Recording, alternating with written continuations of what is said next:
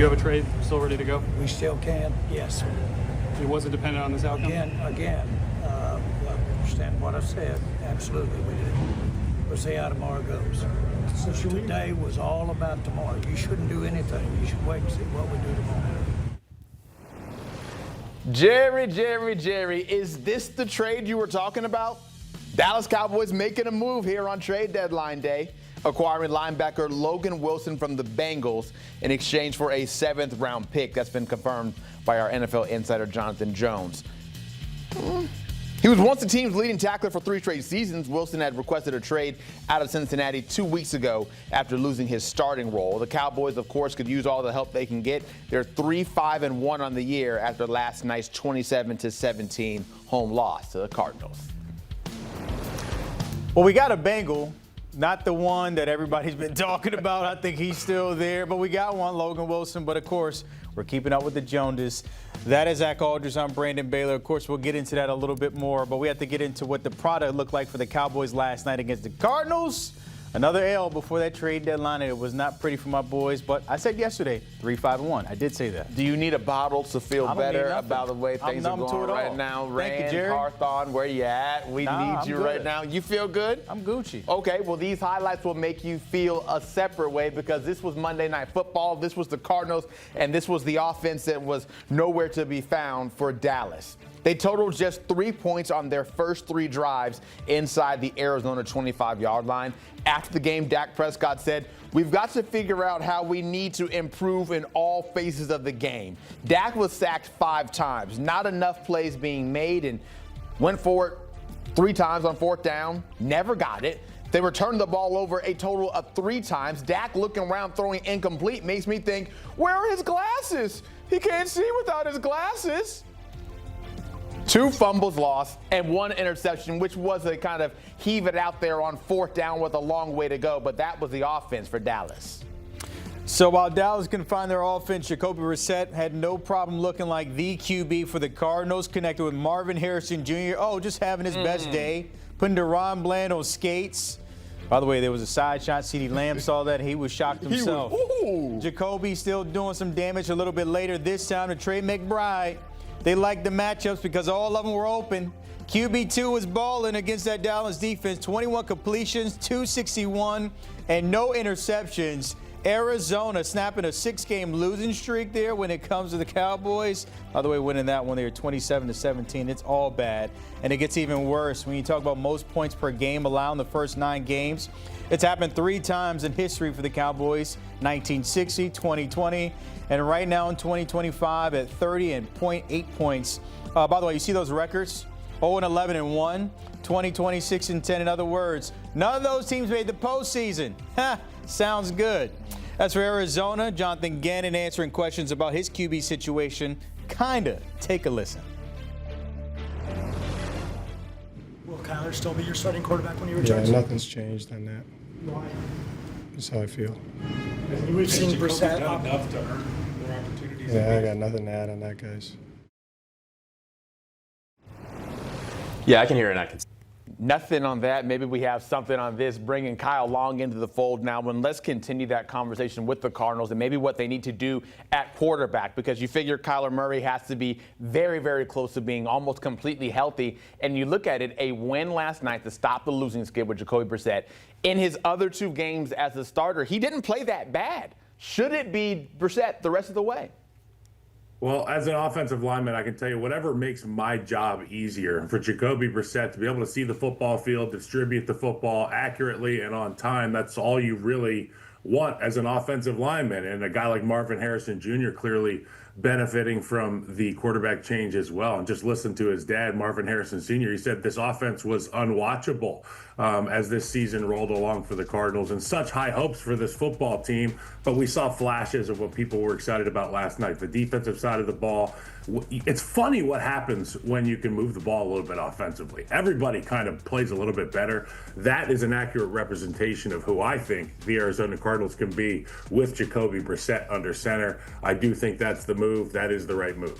So you're saying put Kyler Murray on the bench and the rest of the way start Jacoby Brissett? Yes, I am. If that's what you're going to get out of Jacoby Brissett. Now, obviously, sometimes the magic runs out on some of these backup quarterbacks, and that backup quarterback bump that you get loses its shine. And then maybe that's when you tap your right arm and bring Kyler Murray back out of the bullpen. But until there's any sign of slowing down for the Cardinals offense, I would say no, keep him out there. So 3-5 for them right now. Certainly some work left to be done in the division with San Francisco, LA, and Seattle all ahead of them. So for a wild card situation, maybe is there a chance you think that Arizona can get back into the playoff picture? It's going to be really tough. I mean, we saw the Niners handle business on the road. We saw the Seahawks just continue to drum opponents this past week. And obviously the Rams are one of the hotter teams in football. So to say that I would have any faith in this team getting into the wild card spot would be untrue. So Cowboys now on the other side of that, we know how Brandon feels, and he was predicting 3-5-1 to be the situation for them right now, and that is the way that it stands.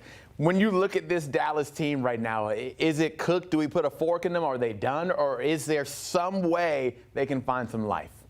Well, I just think that they had so much hill to climb when they lost Micah, when they, made the coaching change. And obviously CeeDee Lamb goes out of the lineup early in the season, but then signs of life, the offense was rolling. But last night we saw what happens when you can play a defense that plasters those receivers on the third level. It's a struggle. And with a unit that's still maturing and gelling together as an offensive line and dealing with their fair share of injuries, you would have to think that this Cowboys team, it's going to be a continual uphill fight. Now, with Jaden Daniels out in the division, it begs the question, is there going to be enough of a run from the Cowboys if they do get that run? But I would say the Cowboys are on the outside looking in at this point. Let's keep it there with the Cowboys. I want to bring in our Jonathan Jones for a second. And JJ, we heard that sound from Jerry Jones last night post-game about maybe things changing with the trade this morning. We got it with Logan Wilson, but I want you to take a listen to this real quick. Do you have a trade still ready to go? We still can, yes. It wasn't dependent on this outcome? Understand what I said. Absolutely, we did. We'll see how tomorrow goes. So today was all about tomorrow. You shouldn't do anything. You should wait and see what we do tomorrow. JJ, I know there's no relations, but the last name is the same. Can you just maybe decipher what Jerry Jones is talking about? How it might play out for these Cowboys? Just let me know. Just me and you talking here. I don't know that there's no relation. I mean, I wouldn't mind if there was some relation for my retirement account. It's funny because Jerry can't help himself, right? He's always going to talk about this stuff. We got it.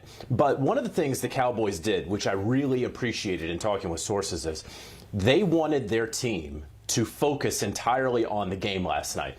Obviously, they lost the game. But as I was texting around yesterday, once Jerry Jones revealed that they had a trade in the works before the game, coaching staff, folks around the team, they didn't really know who it was because they were told, focus on the game, we'll worry about that stuff after the game. And so now we know, of course, that they've gone after Logan Wilson, sending a 7th-round pick for him. But while we knew it would be defense for the Cowboys, that position for the Cowboys, right? I mean, defensive backfield, I know that they're trying to get a little healthier back there.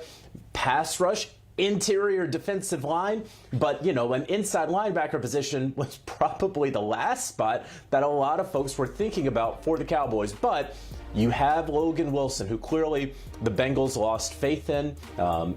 He believes he still has some gas left in the tank. Clearly, the Cowboys do as well. And so if that is true, he is going to be able to impact both in front and behind of him. That means the pass rush and the pass defense. So this could help. Again, I don't know how many more moves the Dallas Cowboys have left in them. If they do make a move, I would imagine it would be for a late-round pick, sending that away in order to finally get some more pass rush. So the Cowboys get Logan Wilson, who led the team in 2021 to 23 in tackles there in the middle of that defense. On the opposite side, the Bengals get a 7th-round pick. Kyle, how would you kind of grade the trade for both sides there? Well, I like the way that JJ laid that thing out in terms of positional need, but at the end of the day, every team needs more veteran leadership. And you take a look at that photo montage of my guy, Logan Wilson, and he wore the C on his chest in Cincinnati. So you're getting a veteran player, a salty vet who is looking to reinvent himself in a new locker room. I think there's always value in that. And if the Cowboys can get more than they bargained for, great. I mean, I'll allow it. I'll give it a C. All right. Appreciate it, fellas. Kyle, before you go, you're not the only one in that camera. It's somebody behind you, right? A little family member? Yeah, I got Bear over here. Yeah. That's the homie. Everybody say what up to Bear. Hey, Bear. I'm on daddy duty today. Yeah, he's not interested in this trade or Jerry Jones. He's literally just passed out there. That's a real good boy. Appreciate it as always. Yeah, exactly. Hey, take a look at the Cowboys schedule because, look, it will not get any easier. The only easy part is, guess what? We got to buy. Can't lose that one. Outside of that, you got the Raiders on Monday Night Football, Eagles, Chiefs, Lions, Vikings. If you look at it, apparently the Cowboys have the toughest schedule from this point on, but it doesn't matter at 3-5-1. We will see.